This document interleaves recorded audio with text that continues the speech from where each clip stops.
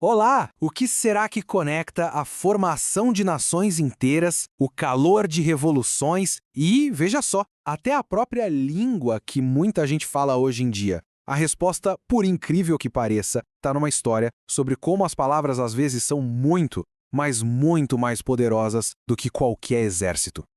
A pergunta que vai nos guiar hoje parece até um enigma, né? Língua inglesa, revolucionários na Irlanda, o sionismo moderno, o que essas coisas tão diferentes poderiam ter em comum? Pois é, a resposta é bem surpreendente e é ela que vai costurar toda a nossa análise de hoje. A conexão é, na verdade, um conjunto de textos muito antigos, a Bíblia hebraica. Mas calma, não vamos falar dela como um livro religioso, e sim como uma espécie de manual de sobrevivência cultural, um modelo que serviu de inspiração para povos oprimidos no mundo todo.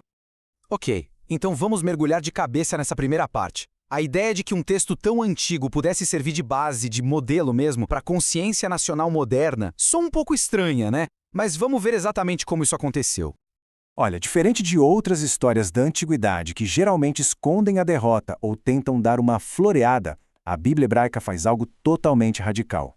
Ela pega a derrota, o exílio, a humilhação e usa tudo isso como combustível principal para forjar uma identidade nacional que dura há séculos. E o mais interessante aqui é como esses temas que sempre voltam, a derrota, a esperança de que as coisas vão melhorar, a ideia de que um pequeno grupo vai sobreviver para reconstruir tudo, acabaram criando um roteiro, um modelo mesmo, muito poderoso e que podia ser copiado. Um modelo que outros povos oprimidos podiam pegar e adaptar para suas próprias lutas. E olha, essa influência não foi só uma ideia abstrata, não. Teve um impacto direto, profundo. Vamos dar uma olhada num dos exemplos mais fortes disso. A Inglaterra. Essa linha do tempo aqui mostra de um jeito incrível essa jornada. Pensa só, um texto proibido que podia te levar à morte se tornou a base de toda uma cultura. Ter a Bíblia na própria língua deu ao povo inglês uma história em comum e as palavras para expressar quem eles eram como nação. 500 mil de cópias. Para a gente ter uma ideia do que isso significa numa população de menos de 6 milhões, é uma coisa massiva, uma penetração cultural gigantesca. A história de Israel acabou virando uma grande metáfora para a própria história da Inglaterra, moldando a visão que eles tinham de si mesmos como uma nação com um destino especial. Agora a gente avança no tempo e no espaço. Vamos focar num lugar, numa época e numa figura central onde esse modelo bíblico que a gente viu ressurge, só que com uma força explosiva. O cenário aqui era de uma opressão brutal. A política do czar, com apoio total da Igreja Ortodoxa Russa, martelava na ideia de que o judaísmo era uma religião ultrapassada e que o seu povo não tinha mais nenhuma vitalidade cultural. É exatamente nesse caldeirão que surge a figura do poeta nacional. E, assim como os profetas da Bíblia, que não criticavam só os inimigos de Israel, mas também o próprio povo, esses poetas se tornaram a consciência crítica da sua nação. Essa pressão ideológica misturada com violência física foi só aumentando, até que tudo explodiu em 1903 com o massacre de Kishinev. E a resposta para isso não viria de exércitos, viria da caneta de um poeta. Essa é a voz de Haim Nahman Bialik. A fúria nesse trecho não é só de dor, é uma acusação. Ele está canalizando a raiva de um povo inteiro e, ao mesmo tempo, jogando na cara do céu e da terra a passividade deles, um eco direto dos profetas bíblicos. Mas olha, o ponto-chave aqui é que essa raiva toda não era dirigida só para fora, sabe?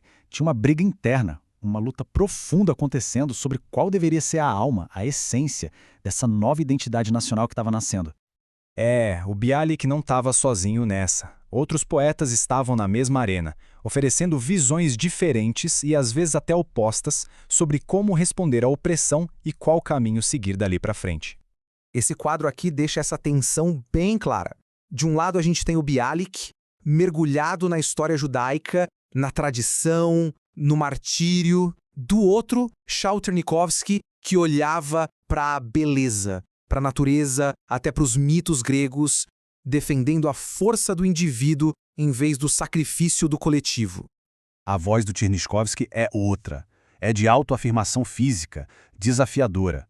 Ele rejeita de vez a tradição do Marte e clama por uma resposta de força, de revide.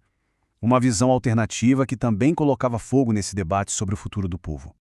Beleza? Agora vamos dar um passo para trás para a gente conseguir enxergar o quadro completo, o legado mais amplo desse modelo poético, que vai muito além de um único poeta ou de um único povo.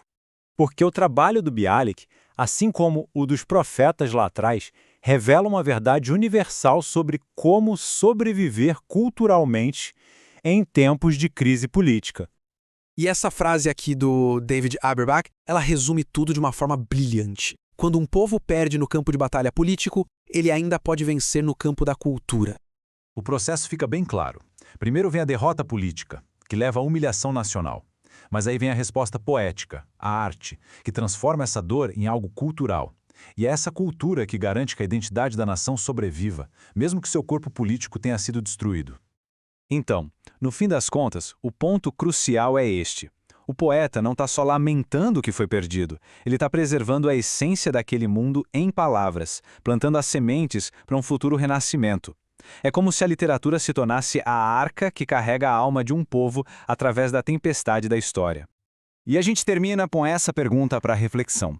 Dos textos antigos aos poemas modernos, a história parece nos dizer que, nos momentos mais extremos, a arte não é um luxo. Ela é, na verdade, uma ferramenta essencial de sobrevivência.